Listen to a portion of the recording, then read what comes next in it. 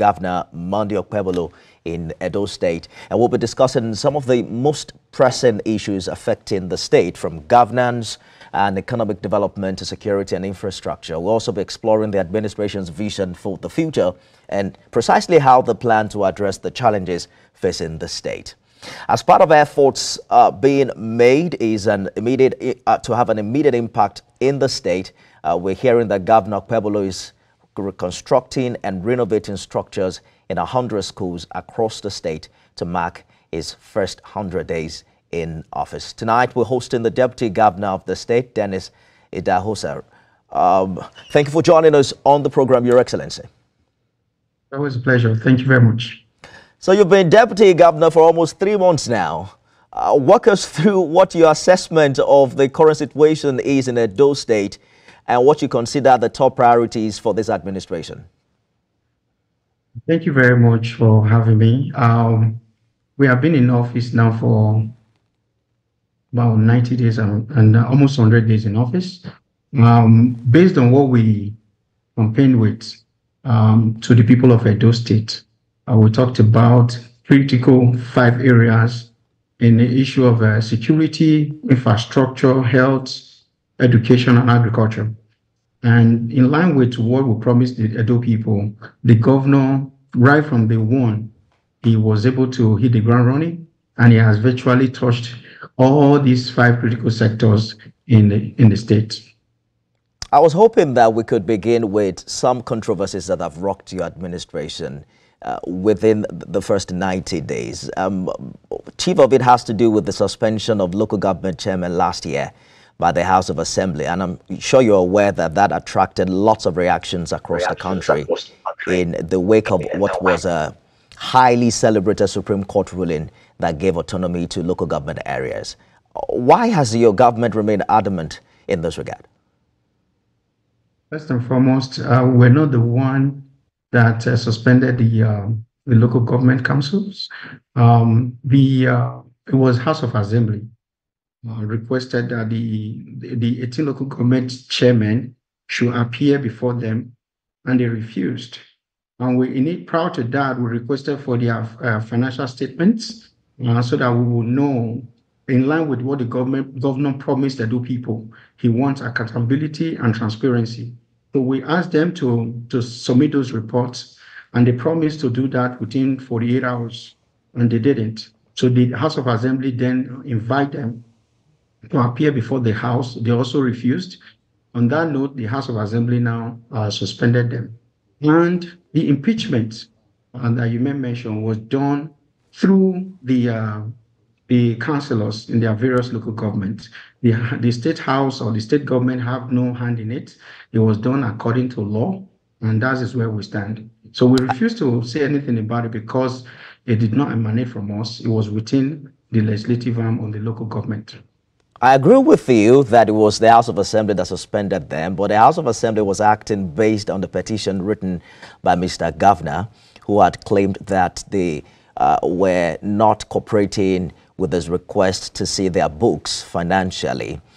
Talking about whether this was done based on the law or not, I'm sure you've heard from Algon citing a state high court ruling that repealed the law used for the suspension.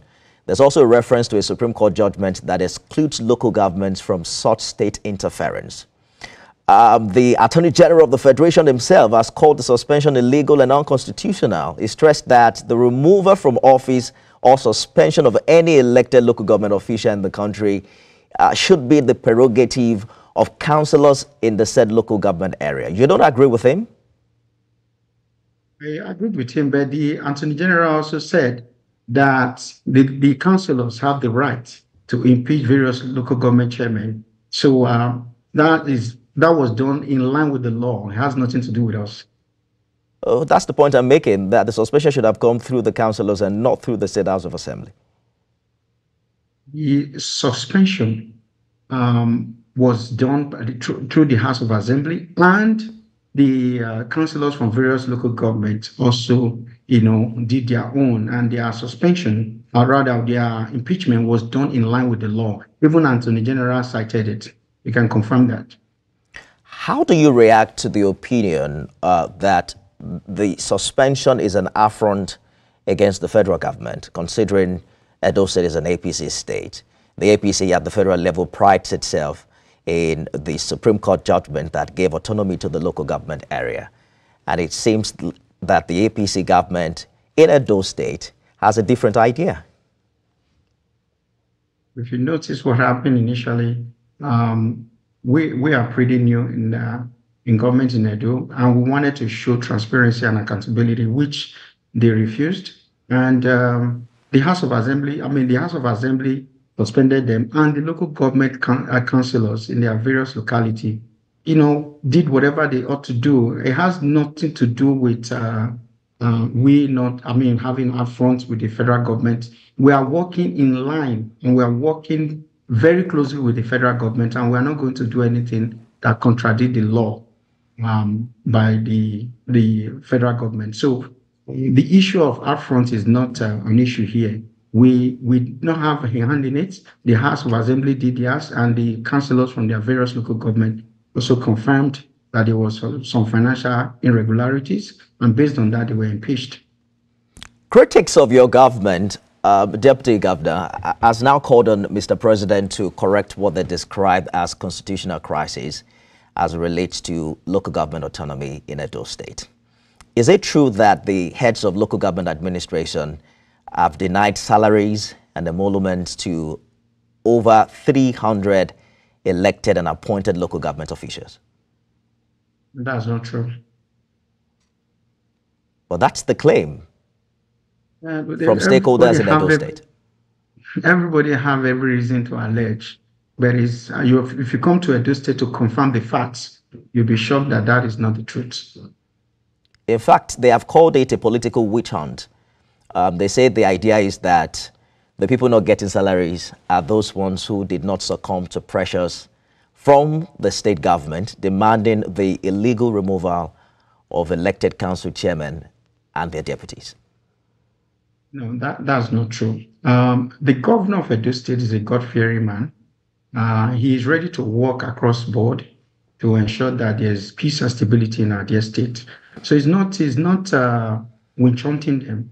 If those that want to work with him transparently, he's willing to work with them. Or if you are going to compromise the law when there is a financial infraction, so what you're expecting to do is, he has not said anything, if you noticed, but the councillors from various local governments are actually doing their job as what they were voted to do. So it has nothing to do with the state government. This is the local thing, and they've done everything within the ambit of the law. So what's the future of these local government chairmen? Do you think they will live out the remaining of their term, or you think they will remain suspended until their tenure expires? Like you cited, the outcome has gone to court, and the matter is before the court. Pending determination of the court, we are going to be waiting, and the matter is before the court, so there's nothing we can do for now. Personally, what's your idea of local government autonomy? Because there are concerns about whether or not governors are on the same side, with what people think. Nigerians are of the opinion that autonomy for local government is bringing governance to the grassroots, and that we've been fighting this for so long. What's your understanding of this concept? 100%. The governor and I campaigned with it, that we are going to support local government autonomy, and we are supporting Mr. President's vision in that regard. So we are not going to do anything contrary. So whatever that is happening right now will be addressed by the law. And if the law says otherwise, we will comply. But so far, whatever has happened in the local level was done in line with the law by the councillors, and we are willing to support them. Let's take this conversation to the viewers. You can ask the deputy governors your questions. If you tag at TVC News On, remember to tag me on Twitter at Nifebi Ogutoye. I understand it's X now, and use the hashtag Beyond 100 Days. So we're back right after this break for more. Stay with us.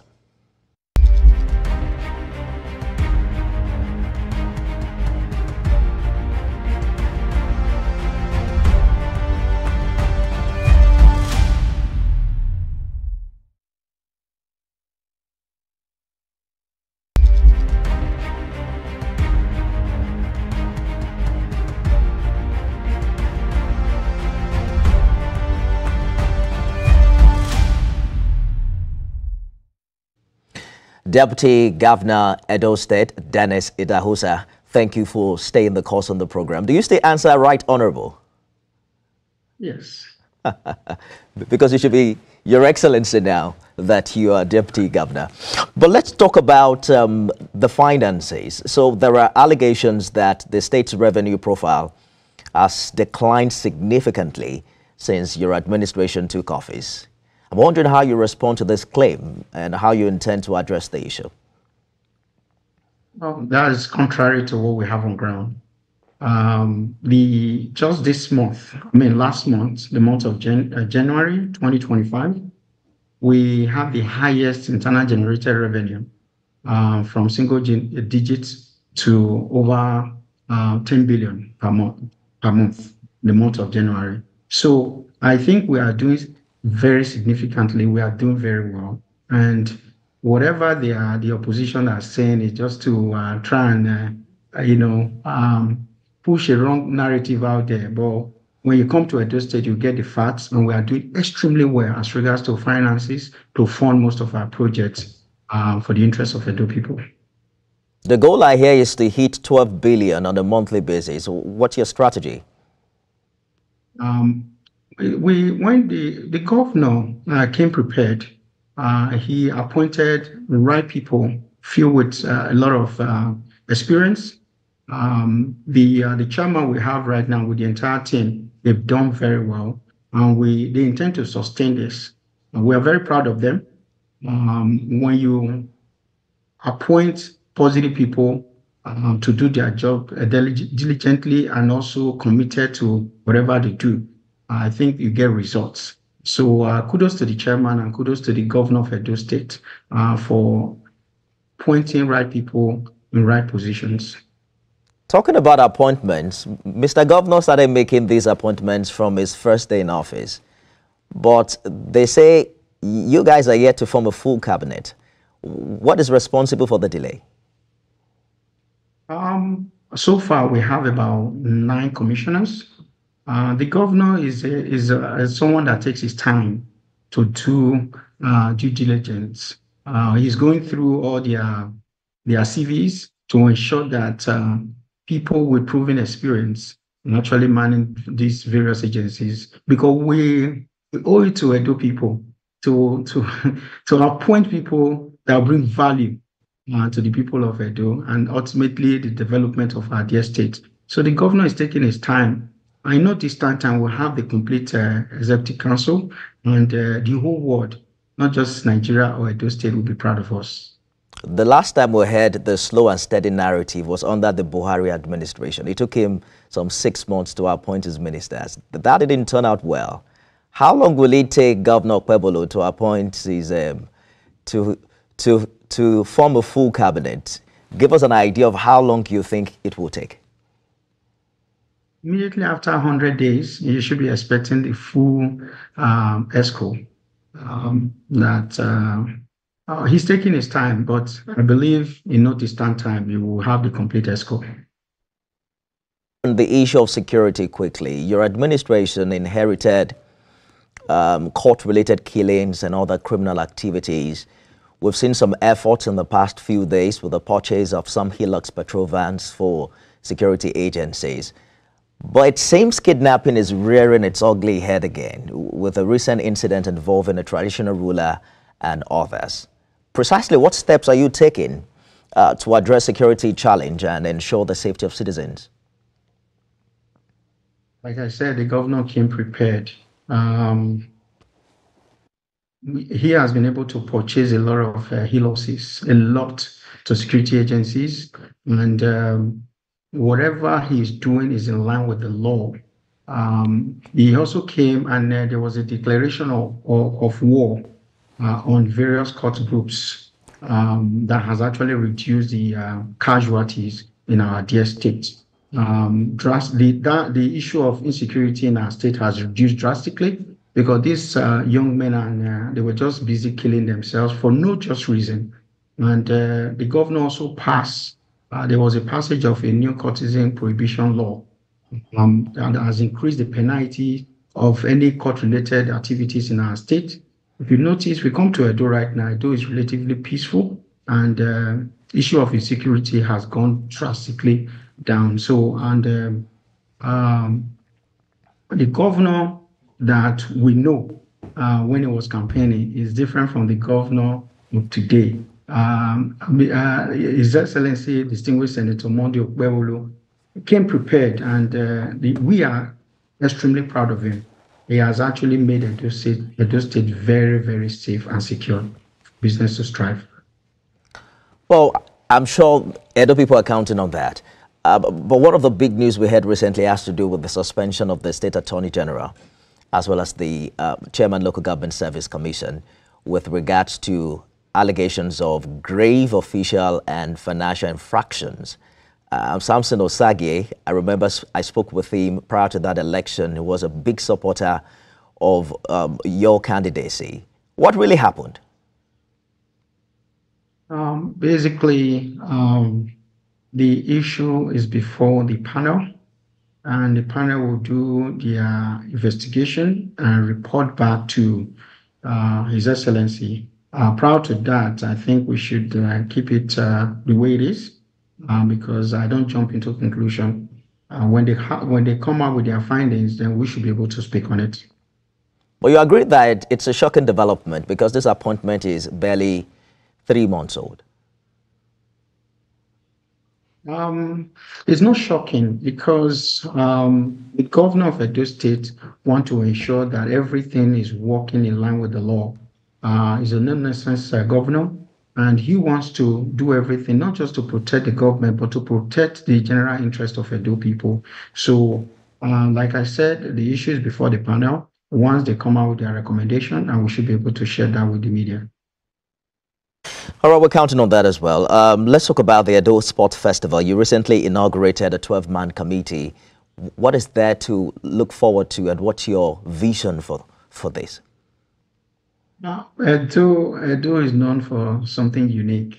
The Edo Sports Commission is doing extremely well. When we came on board, the Bender Insurance was almost going to relegation, but as of today, we are doing extremely well. The Edo Queen have not lost any match since they came back, and they've been doing extremely well in that field.